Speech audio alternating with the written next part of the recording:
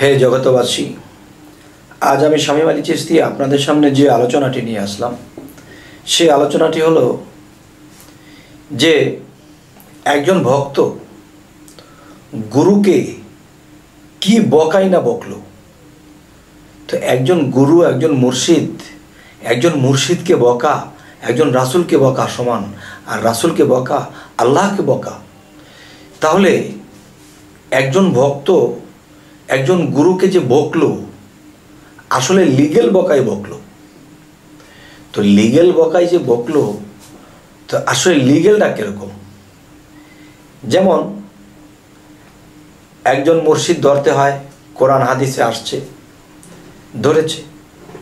তো সেই ভক্তটি মোটামুটি তার গুরু মুর্শিদকে সেবা ভক্তি মানামানি সব ঠিক আছে।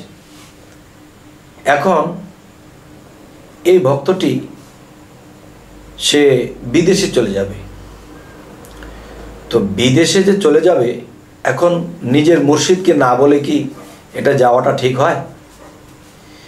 তখন সে কি করলো, যে বাবা আমি তো আমেরিকা চলে যাব, তো আপনার সাথে দেখা করে যাইতে আসলাম, আমার জন্য দোয়া রাখবেন,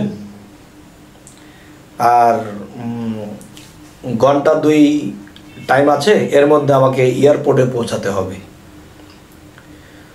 তখন বলতেছে, গুরুজি বলতেছে, বাবা বস বস, বাবা তুই বিদেশে চলে যাবি, বস বাবা বস।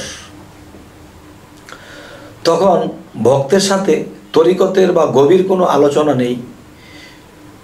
গুরু এমন কিছু কথা বলতেছে যেই কথাগুলো না বললেও চলে, আর ভক্ত বারবার গড়ি দেখতেছে, কিরে গুরু আমাকে ছাড়ছে না কেন, হুকুম দিচ্ছে না কেন যাওয়ার জন্য, আরে এটা কি? এমন করতে করতে যে এক প্রকার ভক্ত বলল, বাবা আমাকে বিদায় দেন, আমার তো ফ্লাইট আছে, এতটা বাজে আমার ফ্লাইট, আমার যেতে হবে, আমি তো ফেল করব। তখন বলছে, বাবা বস না বাবা, গেলেই তো চলে গেলি, বাবা বস না বাবা বস। তো এরকম করতে করতে ভক্তের ভিতর থেকে রাগের তুফান গুরুর দিকে এমন করে চাচ্ছে, গুরু এ কি কাজ করছে, আমি বিদায় নিতে আসছি, আমাকে বিদায় না দিয়ে আমাকে বলো বাবা বসো, এটা খাও সেটা খাও, এই কতদিন আগের পুরনো কথা এগুলো তুলে ধরছে। হায় হায়, আমার তো ফ্লাইট পাবো না।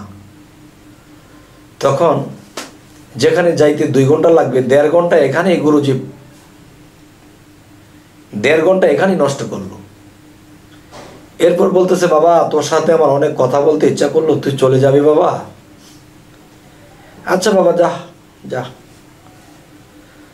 তখন সে গাড়িটা নিয়ে খুব স্পিডে যাইতে শুরু করলো। স্পিডে যখন যাইতে শুরু করলো, তখন এয়ারপোর্টের ভিতরে ঢুকে দেখতেছে যে ফ্লাইটে সে যাবে সে প্লেনটি ছেড়ে দিয়েছে। তখন এয়ারপোর্টের নিচে নেমে তার যে লাগেজ ফিক্কা মেরে ফেলে দিয়েছে, যে আজকে আমার কত বড় ক্ষতি করলো আমার গুরু হয়ে, যাকে এত বিশ্বাস করি, যাতে এত ভালোবাসি, সে আমাকে কি ক্ষতি করলো। তখন কি হলো, তখন বলতে লাগলো যে সাথের যে মানুষগুলো আছে, থাক রাগ করো না, আজ না পেরেছো 6 মাস পরে আবার যাবে, রাগ করো না, চলো। এদের কথাও মানছে না, রাগ হয়ে পীরের বাড়িতে আর কোনোদিন যাবে না, এমন একটা ভাবের সৃষ্টি হয়েছে।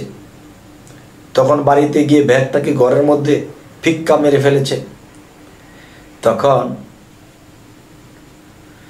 সে রাগান্বিত অবস্থায় ঘুমিয়ে পড়েছে। ঘুম ভেঙেছে সন্ধ্যার পরে। তখন তার ঘরের মধ্যে টেলিভিশন চলতেছে, এই টিভির দিকে তাকিয়ে দেখতেছে আজকে 2টা বাজে যে ফ্লাইটটি ছেড়ে গেছে, এই প্লেনটি ব্রাস্ট হয়ে সাগরে পড়ে গেছে। তখন বলতেছে, হায় আজকে যদি আমার গুরু আমাকে না ঠেকাইতো, আমাকে যাইতে দিত, তাহলে আজকে সেই ফ্লাইটের মধ্যে তো আমিও ছিলাম, আজকে তো আমি থাকতাম না, এই সর্ব অঙ্গ দেহটা নিয়ে যেত, আজকে আমি থাকতাম না। হায় হায়, হায় হায় কি করেছি। তখন সে দৌড় পারতে সেই তার মুর্শিদের বাড়িতে চলে গেছে। চলে গিয়ে বলতেছে যে বাবা, ও বাবা, আমায় ক্ষমা করে দেন বাবা, আপনাকে কতই না বকেছি, আর আপনি যে কেন আমাকে যেতে নিষেধ করেছেন আর কেন যে আমার সময়টা নষ্ট করেছেন আমি এখন বুঝতে পারছি। এই জান প্রাণ যা কিছু আছে আমি আপনাকে সবই দিয়ে দিলাম, আমার বলতে আর আমি নেই। আমি কিসের বিদেশে যাব? বিদেশে যাব টাকার জন্যে? আরে আসল ধন তো আমার বাংলাদেশে, আমার মুর্শিদ। সে কি করে জানলো যে সে প্লেন বাসটা হবে? তিনি আমাকে যাইতে দিল না, তিনি আমাকে আটকালো, তিনি আমাকে সময় নষ্ট করে দিল। কেন করে দিল? এই জন্য মানুষ বুঝুক না বুঝুক একটা কথা বলে থাকে যে আল্লাহ যা করে তা ভালোর জন্য করে। কেন বাবা এই কথাটা বলা যায় না? পীর মুর্শিদ খোদা না করিও জুদা, এক সুতায় বাঁধা। আমার মুর্শিদ যা করে তা ভালোর জন্য করে, এই কথাটা বলা যায় না? যাই হোক, এরকম জ্ঞান, এরকম ধ্যান, এরকম ধারণা আমাদের রাখতে হবে। তবে হে জগতবাসী, আজকের এই কথাগুলো বলেই রাখবো। আমাদের চ্যানেলের আলোচনা যদি আপনাদের ভালো লাগে তবে অবশ্যই সাবস্ক্রাইব করুন, পরবর্তীতে আমাদের বাকি ভিডিওগুলো আপনারা পেয়ে যাবেন। তো আজ এ বলেই রাখবো, সকলেই ভালো থাকবেন। আল্লাহ হাফিজ।